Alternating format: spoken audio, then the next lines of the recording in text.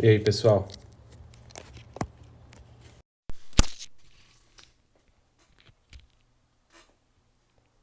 Beleza? Vamos entrando. Vamos entrando. Oi, Aninha. Oi, Gabi. E aí, pessoal, beleza? Fala, Pedrão.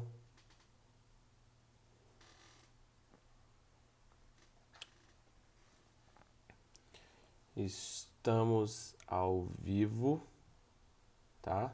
Vamos mandando aí para todos os conhecidos. Vamos mandando aí. Me avise se vocês estiverem ouvindo bem, se vocês estiverem.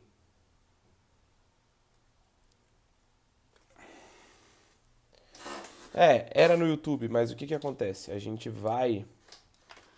Eu vou gravar por aqui e aí ela só vai ser salva no YouTube, tá? Ela será salva somente no YouTube.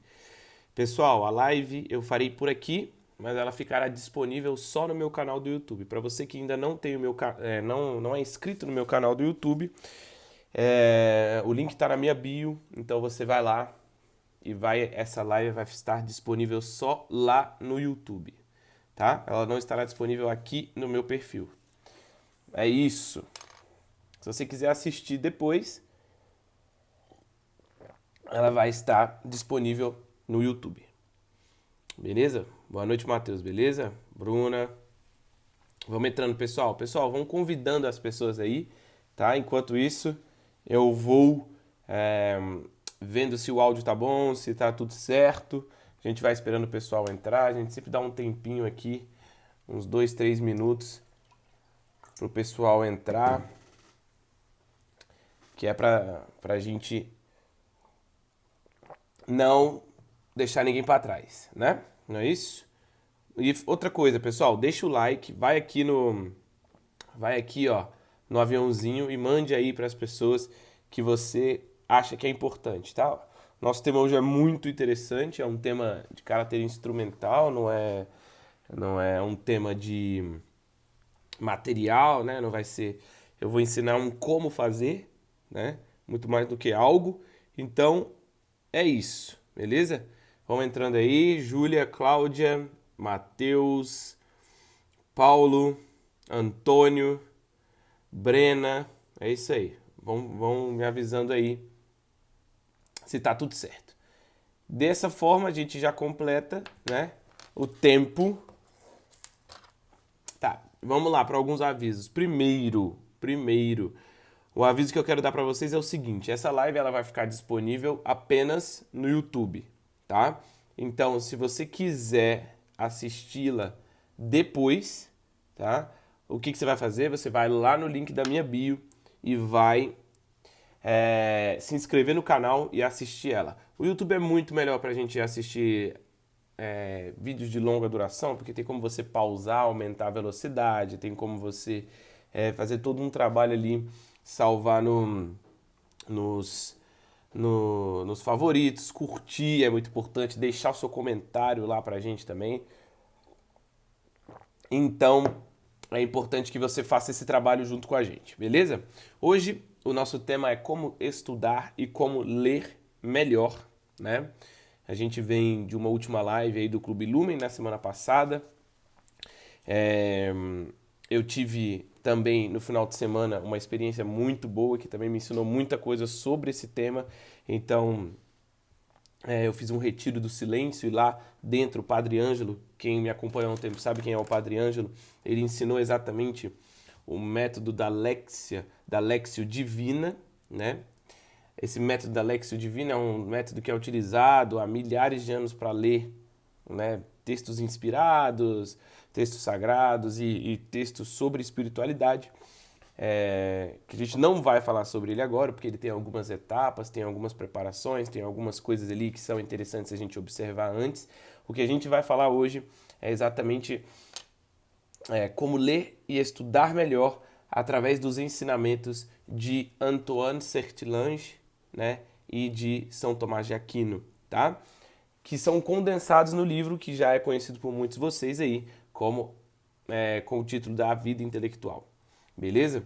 Então, o que a gente tem hoje, né? A gente começa...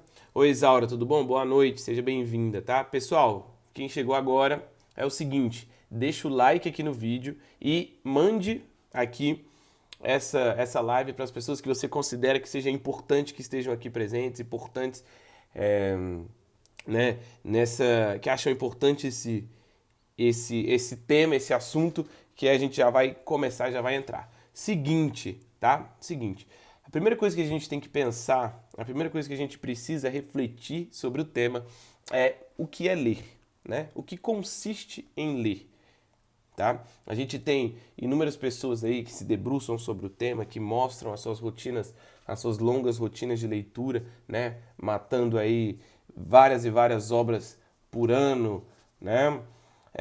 Que faz a gente até se sentir mal um pouco, eu confesso. Eu que, como eu já disse algumas vezes, eu sou uma pessoa que lê muito devagar. Hoje a gente vai conversar um pouco sobre o que consiste em ler, tá? Antes de tudo, a gente precisa pensar o seguinte: o que eu faço? Será que é realmente leitura? Ou eu estou só preenchendo o tempo com o livro na mão, tá? Porque a leitura, ela não quer dizer, né? E apesar de todos saberem isso, é importante a gente ressaltar, a leitura ela não quer dizer sobre quantidade. Ela diz muito mais sobre qualidade. Então, quando a gente tem, né, em mãos um livro, quando a gente pega um livro, quando a gente lê um livro, quando a gente, né, tem contato, né, com uma obra, a gente precisa saber o que a gente está fazendo. Se a gente está, por exemplo, contemplando a capa, se a gente achou o livro bonito, se o conteúdo é interessante, o que eu quero aprender, qual a profundidade desse livro, quantas camadas, o que eu posso aprender com ele, o que me traz, né, a aprender com ele. Pessoal, eu lembrei que o meu amigo Jorge entrou e ele falou que estava muito feliz porque as lives seriam pelo YouTube e aí ele poderia adiantar. Jorge, é o seguinte, elas vão ser pelo YouTube, eu vou fazer elas por aqui e vou salvar elas lá no YouTube. Então, para vocês que estão entrando agora, é o seguinte, a live ela será feita por aqui, mas ela ficará salva no meu canal do YouTube, que o link está na bio. Primeiro, a qualidade aqui da live no Instagram é uma qualidade maior de áudio, de som, tá? Eu ainda tô com uma webcam que não é tão boa, então acaba que o vídeo lá fica com menor qualidade, então eu preferi fazer um trabalho de qualidade aqui, reunir todos vocês aqui, e depois quem quiser reassistir, quem quiser fazer apontamento, quem quiser, né, assistir na velocidade 2, vai estar salvo lá no YouTube. Hoje, no mais tardar amanhã, ela estará lá, mas eu avisarei todos vocês. Retomando, então, o que consiste em ler, né? O que consiste esse ato, né? Como eu estava dizendo, a gente pode ter um livro porque a gente acha ele bonito, a gente pode ter um livro porque a gente acha o autor interessante, mas você não entender nada. Você pode ter um livro só pela capa, tá? Eu, por exemplo, aqui, eu tenho um livro que é A Divina Comédia, em inglês, né? De Dante. É um livro que eu considero um dos mais belos que eu tenho. Foi um presente de um amigo meu, que é um amigo muito querido, né? Ele trouxe esse livro de uma viagem que ele fez a Nova York. E o que acontece? Esse livro aqui é um livro que provavelmente nunca lerei. Não a obra Divina Comédia, mas este livro, esta unidade, talvez nunca lerei. Primeiro porque requer, né, um nível de vocabulário do inglês que é difícil até para os nativos de quem fala inglês nativo. Então a gente percebe o seguinte, que muitos livros que a gente tem, eles não possuem o objetivo de serem lidos. Tá? Isso eu falo em situações excepcionais, óbvio. Né? A gente compra o livro com o intuito de ler. Esse, como foi um presente, né? Ele vale muito mais como uma peça de contemplação do que exatamente como um livro que eu vou ler, que eu vou grifar, que eu vou marcar, que eu vou, né, deixar ele aí rabiscado, como eu faço, por exemplo, com livros que eu utilizo para estudar. Livros que eu utilizo para estudar, eles acabam saindo meio deprimidos depois da leitura, porque eu sou exatamente uma pessoa que estuda somente marcando. Então, sempre que posso, sempre que acho interessante, né, eu marco os livros. O que eu quero dizer então? Quando a gente vai realmente ler algo, quando a gente realmente vai estudar um texto, quando a gente vai realmente ler, quando a gente não vai observar, quando a gente não vai fazer nada disso, o que nós estamos fazendo é o seguinte, tá? O que nós estamos fazendo é o seguinte: nós estamos decifrando e nós estamos tentando compreender um texto, né? Uma linguagem, melhor dizendo, nós estamos tentando decifrar e compreender em diversas camadas uma linguagem, que é o objeto da nossa leitura, tá?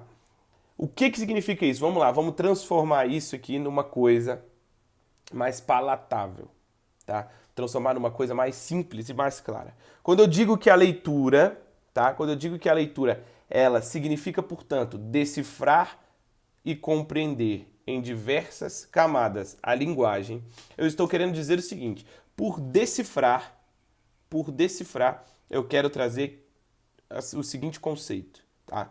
Quando a gente tenta decifrar algo, a gente tenta decodificar, ou seja, a gente busca interpretar, tá? A gente busca interpretar. Quando a gente abre um texto e a gente quer entender aquele texto de fato, pessoal do Lumen, muita gente do Lumen aqui, então o pessoal do Lumen, quando vai ler, por exemplo, a obra Memórias do Subsolo, né, que está aqui do meu lado, quando eles vão ler Memórias do Subsolo, de Dostoiévski, o que eles fazem? Eles buscam realmente entender o que o autor quer dizer, realmente o que o autor quer falar, e não, né, e não contemplar a obra daquele formato que eu havia dito. Tá? Eles buscam tirar a essência dela. Quando eu falo em decifrar, é exatamente isso, tirar a sua essência. Então, a gente precisa decifrar o que foi escrito e a gente precisa compreender. E aí, Marina, seja bem-vinda. Pessoal, seguinte, tá? Última vez que eu vou avisar isso, mas a live será por aqui, mas ela ficará salva no YouTube. Se você ainda não é um inscrito do meu canal do YouTube, nós criamos esse canal semana passada e lá ele será, como se fosse um arquivo, tá, de tudo que é produzido aqui, de todas as lives que são produzidas, será passado para lá. Por quê? Permite que você assista, reassista, né, coloque na velocidade 2, talvez até gere uma legenda automática ali. Então, se você ainda não é inscrito no canal, vai lá e se inscreve. Beleza. Então é o seguinte, ler significa decifrar e compreender em diversas camadas a linguagem. Já dissemos aqui o que significa decifrar, significa decodificar, ou seja, tornar legível, tornar claro, tornar simples, tornar compreensivo, né? E compreender significa exatamente conter em si, tá? É internalizar aquilo que você tentou ou conseguiu de fato decifrar. Então a gente parte aí desse conceito, né, de que você precisa decifrar algo e internalizar algo. Se você não entende primeiro, o primeiro passo, se você não compreende o que está escrito, se isso não gera em você alguma coisa, isso não é leitura. Beleza? Isso não é leitura. Isso é observação, isso é muitas vezes passar os olhos em palavras, isso é qualquer outra coisa. Para você ler, você precisa decifrar, compreender. O que e como? Você precisa decifrar e compreender em diversas camadas a linguagem. O que significa diversas camadas? Tá? E aqui a gente traz um termo, né, da ciência das letras, que é a plurissignificação. Tá? Essa plurissignificação, ou seja, esses múltiplos significados, eles são, portanto, né, as diversas formas que o texto fala com o leitor. E essa plurissignificação, ela será tão maior quanto maior for o repertório de quem está lendo. Vou repetir. Para ler, nós precisamos decifrar e compreender em diversas camadas a linguagem. E essas diversas camadas, a gente diz que isso significa plurissignificação ou esses múltiplos significados. E essa plurissignificação é tão maior quanto é maior o repertório da pessoa que está lendo. Então, quanto mais eu leio, mais significados eu tiro daquilo que eu estou lendo. Então a gente tem o significado primeiro, a gente tem o significado mais profundo, a gente faz analogias, a gente compara com outras obras, a gente percebe as sutilezas, né, da ironia, do sarcasmo, exatamente o que o autor está querendo dizer, a gente contextualiza isso historicamente, a gente contextualiza isso, né, sociologicamente. Então, quanto mais leitura você tem, melhor será essa sua plurissignificação. Exatamente. Mais conexões você vai fazer. Porque, como eu sempre falo, né, a literatura, ela é um diálogo de imortais. Então você sempre vai encontrar fragmentos de outras obras dentro de obras. Então, se você ler, por exemplo, pegando o gancho da live da semana passada, se você ler Memórias do Subsolo de Dostoiévski, você pode, como fizemos, né, se lembrar de Tabacaria de Fernando Pessoa e perceber que o núcleo duro dos dois textos são exatamente o mesmo. Uma pessoa que não tem argumento vital. Beleza? Eu ia falar que se você tem dúvidas sobre isso, você vai lá e assiste, mas se você não for do Lume, você não pode assistir. Então se inscreva no Lume quando o carril estiver aberto de novo e vai lá e se ficar disponível, ano que vem você assiste essa live. Beleza? Então, pessoal, tá? Eu vou propor aqui agora um exercício com vocês, beleza? Eu trouxe aqui uma frase simples que vai exemplificar exatamente o que a gente está falando, tá? Vai exemplificar exatamente aquilo que a gente está falando. Então, vamos lá. O conceito de ler é decifrar e compreender em diversas camadas a linguagem. Tá? Vamos pegar esse exemplo aqui. Aquele que semeia a boa semente é o filho do homem. O campo é o mundo. Vamos lá, vou repetir. Aquele que semeia a boa semente é o filho do homem. O campo é o mundo. Tá? Esse é um trecho, um fragmento, um versículo, né? Mateus 13, de 37 a 38. Mas o que eu quero trazer para vocês é o seguinte. Você tem a possibilidade de ler literalmente o que está escrito, ou seja, uma pessoa que planta, né, que joga uma semente boa, ela é o filho do homem. Aí já acabou. Então a gente percebe que esse raciocínio quase matemático, lógico-matemático, ele não se aplica a esse texto. Por quê? Porque não tem como você dizer que uma boa pessoa que planta é filho do homem. Não tem nada a ver uma coisa com a outra. Então, a interpretação ela tem que ser mais profunda, ela tem que atingir uma outra camada, porque senão você não vai conseguir entender nem mesmo o básico desse texto. Tá? Então, será que é uma semente verdadeira mesmo?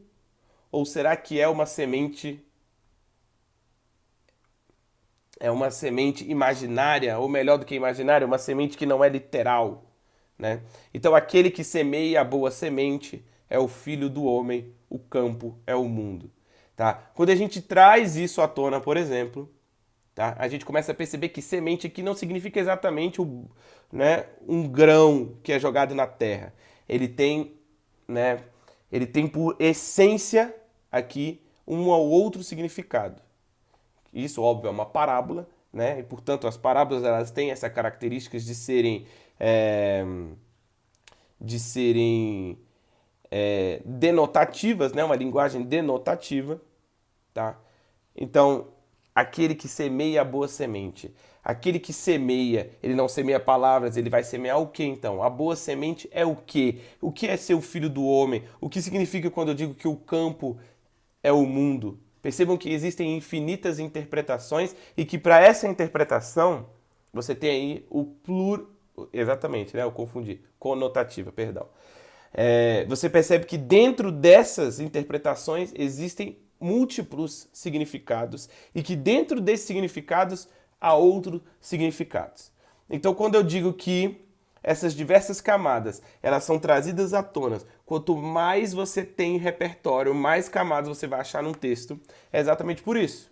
O Pedro Antônio, que vos fala aqui no dia 28 de julho, né, de 2021, ele vai ter uma percepção.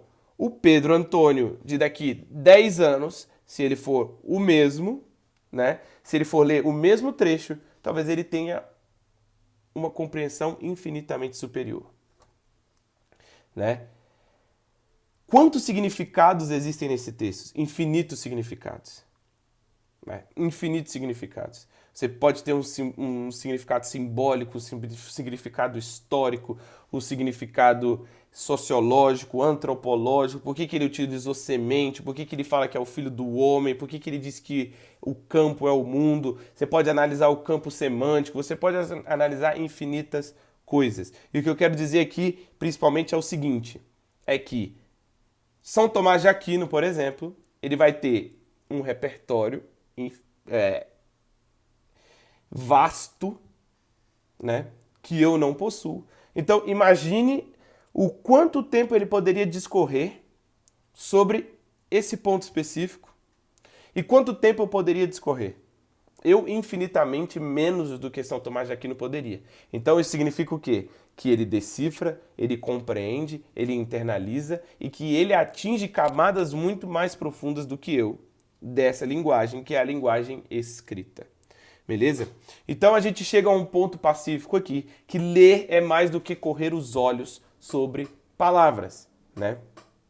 A gente precisa primeiro decifrar com a razão, né?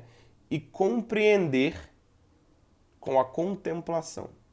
A gente ler o texto, ao ler o texto, nós buscamos compreender o que ele quer dizer de uma forma literal e depois, quando a gente contempla, quando a gente medita sobre esse texto, a gente busca camadas que não são óbvias, que não são camadas óbvias. São camadas que nos fazem refletir e isso vai germinar dentro de nós, fazendo aí, né, o uso do campo semântico do texto que a gente trouxe como exemplo. Tá? Então, quando a gente decifra com a razão e compreende com a contemplação, esse texto, essa leitura, ela obrigatoriamente tem que produzir um resultado na gente. Obrigatoriamente, ela tem que produzir um resultado na gente. O resultado é obrigatório. Produzir é obrigatório. Quando você lê algo de fato, tá? E lê da maneira correta, isso impacta em quem você é. É óbvio que eu estou falando de textos aqui, né, que valem a pena ter esse tipo de leitura. Tem coisa que a gente lê que é melhor desver, né? Que é muito melhor a gente nem ter lido. O que eu estou falando aqui são de textos que valem a pena ser lido, tá? Esse é o primeiro ponto. Partimos agora para um segundo ponto, né, dessa exposição aqui de como ler e estudar melhor.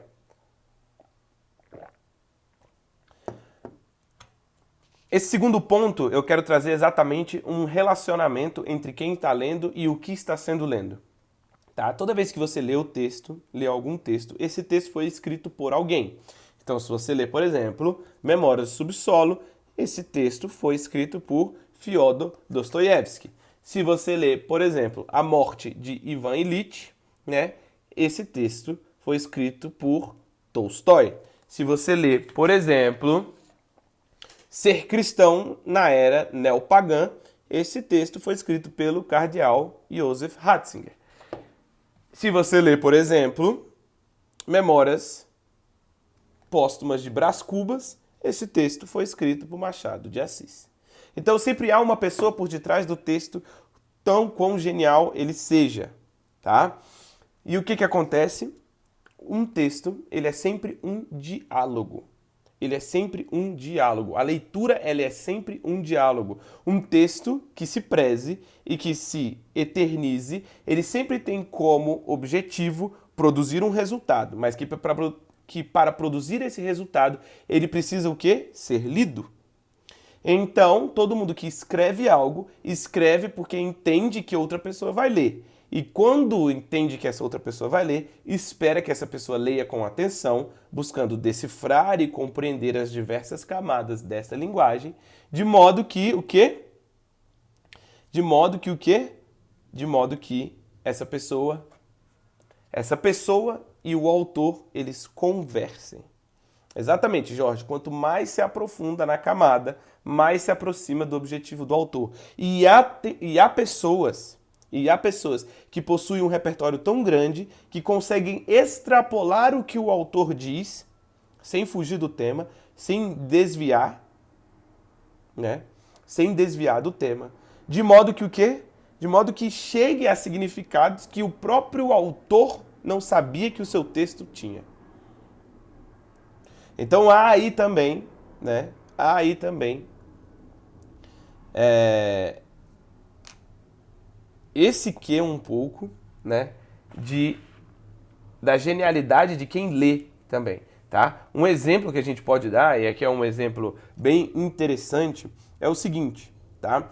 Quando, por exemplo, né, o nosso querido Cervantes escreveu Dom Quixote, tá? Ele não contava com a análise filosófica de Ortega, mesmo que de trechos. Ele não contava com isso. Primeiro, né, entra aqui comigo agora, vem comigo aqui para você entender. Se você ficar preso, mas eles não eram da mesma época. É óbvio que eles não eram da mesma época. O que eu estou querendo dizer é algo além disso, tá? É que Cervantes, quando escreve Dom Quixote, dentro de toda a sua genialidade, ele não esperava, portanto, né, uma obra que se chamasse Meditações do Quixote, que fosse trazer aí essa reflexão que tem como pano de fundo, né, a obra máxima da literatura espanhola. Então, o que acontece? Existe um diálogo e existe exatamente um diálogo que extrapola muitas vezes o que foi dito no primeiro momento. Então, quando você vai dialogar com uma pessoa, independente de qualquer pessoa que seja, tá? Quando você vai dialogar com essa pessoa, você precisa iniciar a conversa. Você precisa, muitas vezes, de ajuda, ou seja, você abre espaço para a pessoa complementar, você complementa, ela vai complementar, você vai se deixar ser complementado, né? Você muitas vezes assume o controle da conversa. Muitas vezes você fica em silêncio só escutando, né? Muitas vezes você aprende, muitas vezes você ensina, de modo que isso se torna, né, uma troca. Então, quando eu leio, tá? Memórias Póstumas de Brás Cubas, por exemplo, existe uma troca, tá? Ele provavelmente não vai compreender a troca, né? Vai ser uma troca de uma mão única, mas existe uma troca entre o Machado de Assis, lá do final do 19, com o Pedro de 2021. Mesmo que ele esteja morto e que nunca vá saber o que eu queria dizer para ele. Mas existe uma troca, né, ali de raciocínio. Então o que acontece? O primeiro ponto, né, que a gente precisa entender é o conceito, que a gente já abordou. O segundo ponto é o seguinte. Você precisa encarar a leitura como um diálogo que vai cansar, que vai perder a graça um momento, que vai voltar a ter graça, né? Que você vai precisar de ajuda, que você vai oferecer ajuda, que você vai controlar, muitas vezes você vai só ouvir e por aí vai. Desse modo, pensando dessa forma, a primeira dica instrumental que a gente dá, a gente que eu falo, não eu, mas Antoine Sertillanges, é o quê? É que Sertillanges vai dizer: leia pouco. Leia pouco. O que ele quer dizer quando você precisa ler pouco, tá? É muito mais do que ler em pouca quantidade, tá? Partindo do princípio, né, e partindo do raciocínio que a leitura é um diálogo, ninguém consegue dialogar com qualidade com outra pessoa por 4, 5, 6 horas direto. Isso é impossível. Ninguém fica 4, 5, 6 horas conversando com a outra pessoa direto, sem perder qualidade, sem desviar o foco, sem ficar com sono, sem querer ir embora, sem beber água, sem ir ao banheiro. Não tem jeito. Então, dentro desse diálogo, Sertilange vai dizer o quê? Ele vai dizer que a sua leitura tem que ser constante, mas ela tem que ser, né? Ela tem que ser ali em poucas doses. Ah, Pedro, quanto tempo? Não sei, vai depender de você, né? Vai depender do quanto tempo você consegue manter esse diálogo em alto nível, tá? Em alto nível. Ah, Pedro, o que é alto nível? Não sei. O seu alto nível é diferente do alto nível de Ortega, que é diferente do alto nível do cardeal Ratzinger, que é diferente do alto nível de Tolstói, que é diferente do alto nível, é assim por diante. Então, para você manter o seu próprio régua lá em cima, esse diálogo ele tem que ser curto, porque você vai dar o melhor de você naquele momento, tá? A constância deve ser alta, né? Mas a conversa ela tem que se dar de forma inteligente, de forma que você compreenda e decifre as diversas camadas daquela linguagem. No momento que você já não está entendendo mais o que você está fazendo, você só está passando o olho. Então você está se enganando. Aí você vai e você lê 30, né? 30 livros e não compreende nenhum sequer. Então quando as pessoas chegam e falam, leitura dinâmica, tá? Legal. Agora, como ler dinamicamente A Morte de Ivan Ilitch? Como ler dinamicamente Meditações do Quixote? Né? É praticamente impossível. É praticamente impossível. Você consegue ler dinamicamente, né, uma bula de um remédio. Você consegue ler um jornal. Agora, um texto com camadas, né, que foi feito para te incentivar a contemplação, para te incitar, para te ensejar a contemplação, é impossível você ler ele de uma maneira que não seja pausada, que não seja calma, que não seja ali focada. Então, por isso que Sertilange vai dizer o quê? Leia pouco. Leia de forma constante, mas leia de forma inteligente, tá? Pequenos blocos de leitura sempre, sempre, sempre são mais interessantes você ler pequenos blocos de forma intensa do que você ler muito de forma extremamente dispersa. Portanto, a gente traz a primeira dica que Sertilange dá, que é leia pouco, tá? E aí ele complementa dizendo o seguinte, ele faz uma análise, né? Ele faz uma análise, não, uma analogia, que ele vai dizer o seguinte: vamos aos livros como a dona de casa vai ao supermercado. Já tem o cardápio definido, compra somente o necessário, tá? E aqui tem um meia-culpa, que eu sou uma dona de casa que vai aos livros, né? Eu faço compra com fome. Diz que uma regra que você não pode fazer é ir ao mercado com fome, que você compra muito mais do que você precisa, né? Mas é sempre bom a gente ter isso em mente. Por quê? Porque você precisa ir ao mercado, ou seja, você precisa ir ao livro sabendo o que você quer, sabendo o que você espera tirar dele, para talvez você se frustrar, talvez você se alegrar, talvez você achar sensacional. Então, a primeira regra é leia pouco. Vamos aos livros como a dona de casa vai ao mercado. Já tem o cardápio definido, compra somente o necessário. E aí ele complementa dizendo o seguinte, Sertilange ainda complementa dizendo o seguinte: a leitura desordenada entorpece o espírito. Tá? Se você lê desordenadamente, você tem a sensação de que você está evoluindo, mas na verdade você está confundindo conceitos e que você acaba, né, mais se atrapalhando do que ajudando. Então, o que a gente pode resumir com leia pouco, que é a nossa primeira regra, é só ler aquilo que você precisa reter. Tá? E aí tem uma coisa interessante,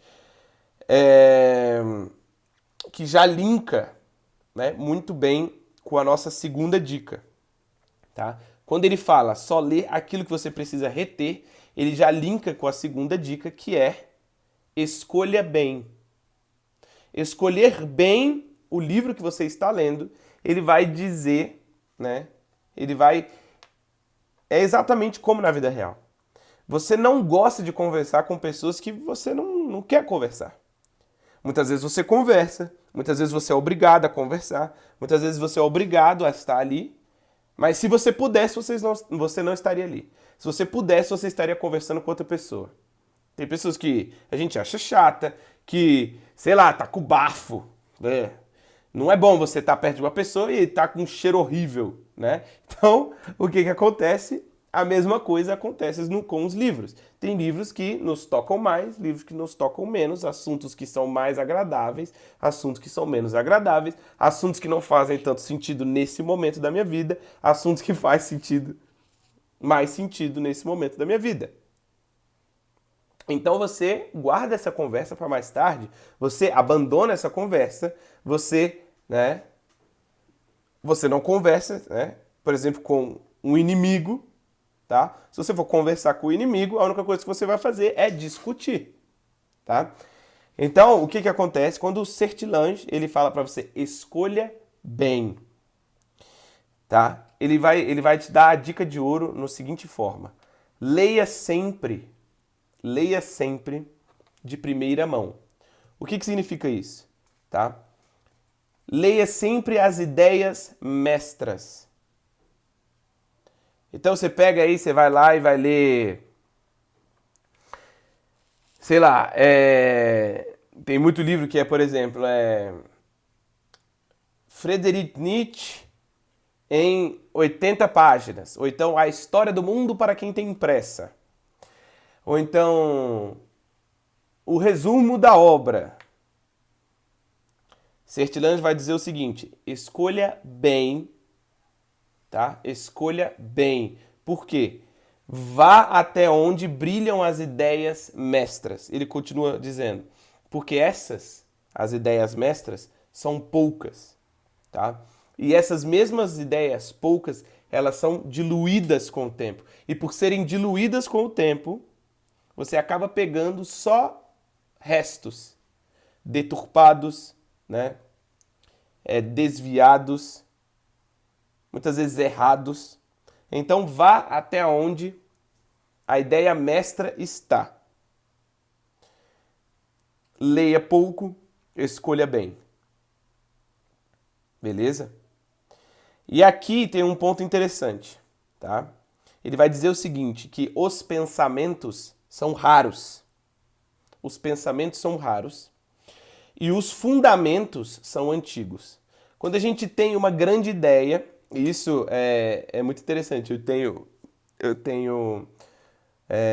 não sei quem foi, se foi um amigo meu ou se foi um professor que estava cursando filosofia, e ele falava o seguinte, que durante a faculdade as pessoas acreditam que vão sair da faculdade de filosofia e vão abrir a sua própria escola filosófica ali. Aí ele falava o seguinte, ele fala, cara, na verdade você não descobriu nada novo, na verdade você só leu pouco. É exatamente o que Sertilange vai dizer aqui. Ele vai dizer o seguinte, os pensamentos são raros, os fundamentos antigos. Se você acha que algo é novo sobre o Sol, né? Se você acha que algo é novo sobre o Sol, é porque você leu pouco, tá? Porque existe um ciclo muito claro das ideias, existe um ciclo muito claro ali dos fundamentos. Então o que acontece? O que eu trago para vocês aqui, né? O que eu trago para vocês aqui é exatamente o que eu sempre digo. Recentemente eu respondi na minha caixinha o seguinte: você não gosta de ler literatura contemporânea, por que você só fala de livros clássicos? Exatamente por causa disso que Sertilange vai dizer aqui, tá? A gente tem pouco tempo de vida, a gente tem pouco tempo dentro dessa vida de leitura e o que acontece? As ideias, né, os pensamentos são raros e os fundamentos são antigos. Então, você precisa dar tiro de sniper, você precisa ir ali no cerne da questão. E é por isso que eu respondi da seguinte forma, eu falei, olha, A questão não é que a literatura contemporânea é ruim. A questão é que tudo que a literatura contemporânea fala, alguma literatura clássica falou melhor, com mais simbolismo, com melhor escrita e com a validação de séculos e séculos e séculos. Então você tem, portanto, esse selo forte, você tem esse selo ali claro de que aquilo que você está lendo é algo que se perpetuou no tempo, tá? É algo que se perpetua no tempo. E agora a gente vai para a terceira dica de Sertilange, né? A primeira, leia pouco. A segunda, escolha bem aquilo que vai ler. E a terceira pode ser como como uma fuga de tema, mas que faz todo sentido se a gente analisa o conceito que a gente trouxe de leitura. A terceira dica de Sertilange é: busque sempre ter contato com gênios. Gênios, pessoas que são geniais, pessoas que têm o intelecto, né, expandido, o vocabulário expandido, que tem, né, ali o horizonte de consciência expandido. Por quê? Por quê? Porque quando a gente começou a live, né, a gente trouxe o conceito de leitura. Ler foi para nós, lá no começo, decifrar e compreender em diversas camadas a linguagem. Em nenhum momento eu disse as palavras, né? Em nenhum momento eu disse as palavras. Eu trouxe a linguagem. Por quê? Porque pode ser uma linguagem escrita, pode ser uma linguagem falada, pode ser uma linguagem em forma de foto. Então, ler é muito mais, tá? Ler é muito mais do que ter e terminar livros. Você consegue ler, nesse sentido aqui, né? Nessa plurissignificação do termo ler, você consegue ler muitas vezes obras e obras e obras filosóficas que você demoraria anos para decifrar e compreender em uma aula, por exemplo. Em uma conversa, por exemplo. Então isso que a Marina traz, né? De escolha bem os seus mestres, é exatamente isso. Ele não precisa estar morto para ser um bom mestre, tá? Não precisa ser escrito para ser leitura, tá? A leitura, ela é decifrar e compreender em diversas camadas a linguagem. Pode ser uma linguagem oral gravada, um podcast. Pode ser um audiobook, pode ser um vídeo, pode ser um filme, tá? Então você consegue tirar elementos e conceitos muito importantes, muitas vezes, fora de livros. Você consegue, muitas vezes, resumir livros inteiros em uma conversa, em uma aula, em um podcast. Ah, Pedro, mas eu não vou ter a experiência da leitura. Ler é diferente de ter a experiência da leitura, são coisas diferentes.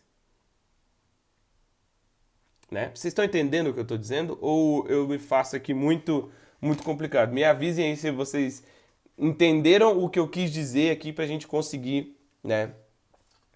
Para a gente conseguir continuar.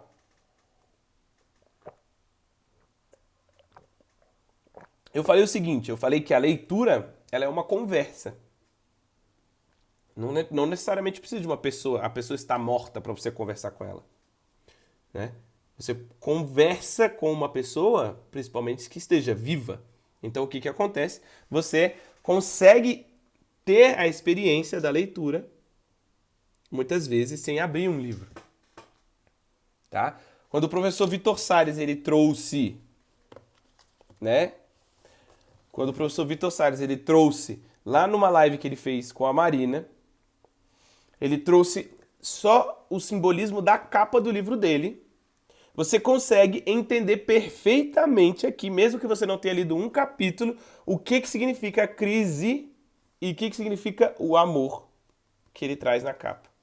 Tá? Quando você tem aqui uma mancha clara e uma sombra, quando você tem aqui tormenta, quando você tem aqui crise e quando você tem aqui paz, quando você tem aqui calmaria, quando você tem um mar calmo de um lado e um mar bravo do outro, você consegue compreender o que é a crise da cultura e o que é a ordem do amor. Aí, ó, se você quiser, essa live tá salva lá no perfil dela. Tá? Para quem não sabe, a futura excelência é a Marina.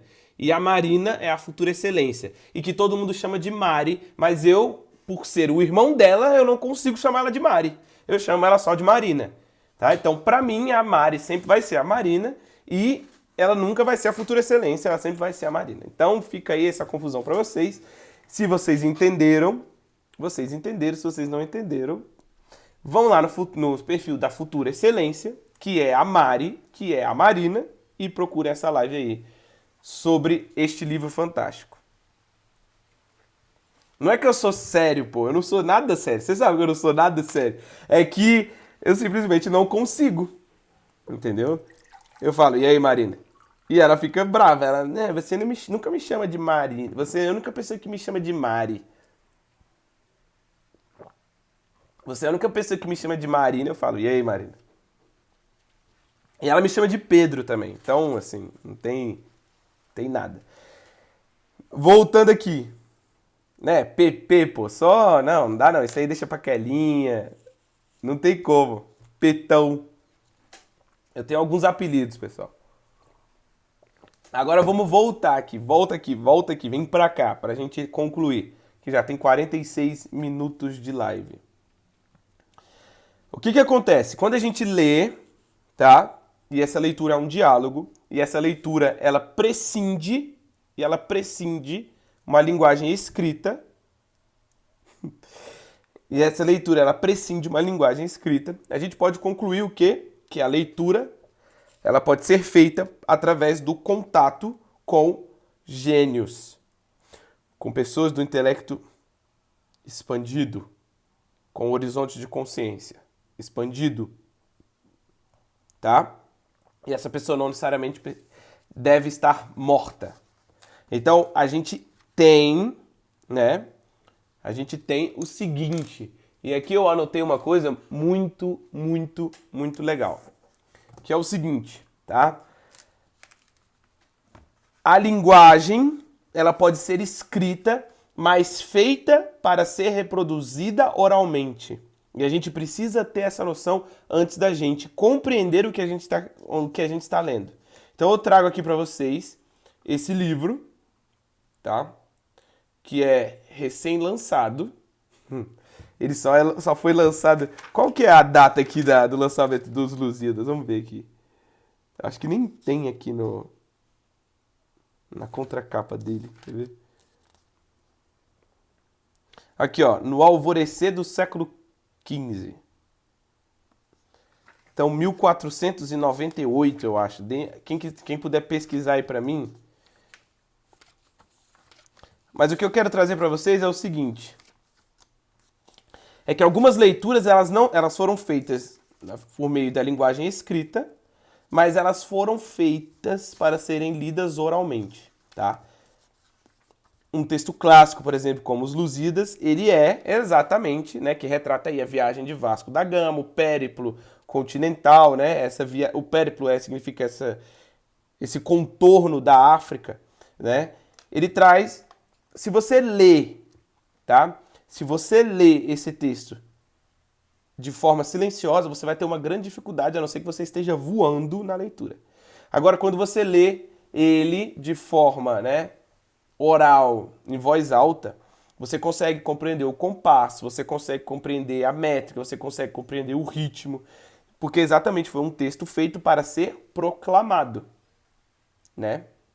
Então lá, a famosa parte, né, dos Lusíadas, que ele fala: as armas e os barões assinalados que da ocidental praia lusitana, por mares nunca antes navegados, passaram além da Tropabana, em perigos e guerras esforçados, mais do que prometia a força humana, e entre gente remota edificaram novo reino que tanto sublimaram.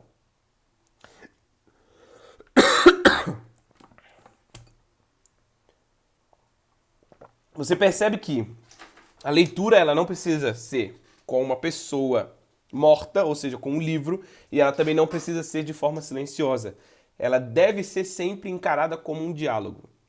Deve ser sempre encarada como um diálogo. Um exemplo mais recente de um livro que é necessário ler exatamente como um diálogo em voz alta é exatamente O Grande Sertão Veredas, que eu não vou tirar aqui porque senão vai cair muito o livro. É O Grande Sertão Veredas. Tá? O Grande Sertão Veredas ele tem essa característica de você necessitar falar em voz alta, porque senão simplesmente não sai. A leitura não sai. Então, leia pouco, escolha bem os seus mestres. E a última, que é extremamente importante, é conciliar as ideias. O que significa isso? Conciliar ideias. Ele vai dizer assim, ó, que você sempre que vá ler alguma coisa, sempre que for ler alguma coisa, tá? Sempre que for ler alguma coisa, você precisa não buscar criticar a obra, mas você precisa buscar conciliar ideias. E isso nos leva ao quê? Nos leva à regra número 2, que é a regra de escolha bem, ou seja, você não vai escolher uma obra que você discorda 100% dela, porque senão você não vai ter um diálogo, você vai ter uma discussão. Segundo ponto, sobre conciliar ideias, tá? Dentro da perspectiva de que a leitura ela é um diálogo, você precisa se lembrar o seguinte. Você precisa se lembrar o seguinte, de que você jamais vai conversar com uma pessoa e ficar discordando dela o tempo inteiro. Senão a conversa acaba, né?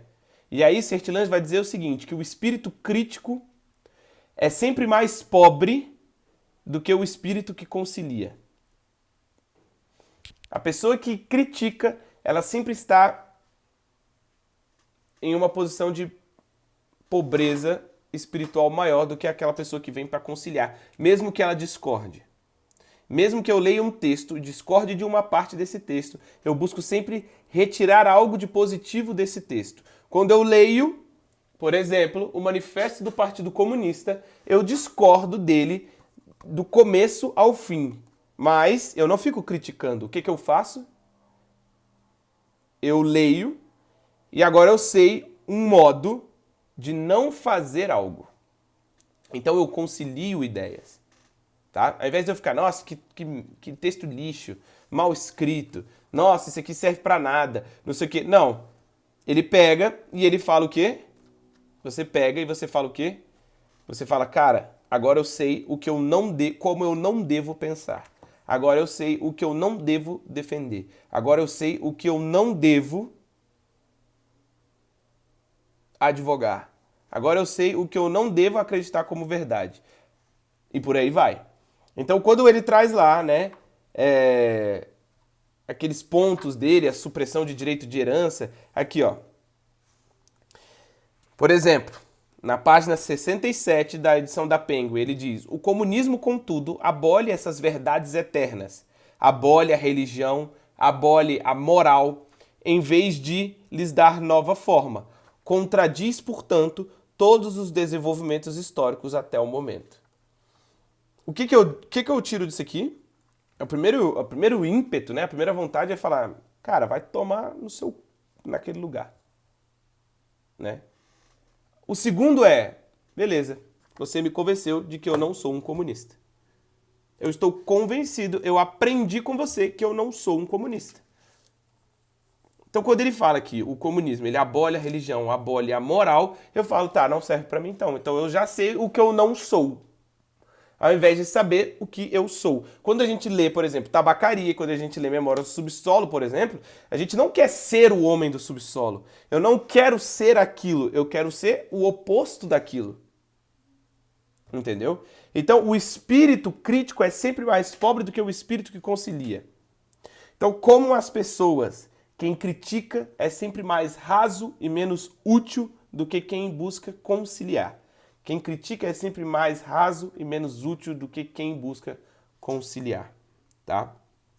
A gente lê, pessoal, a gente lê não para ficar combatendo quem a gente está lendo.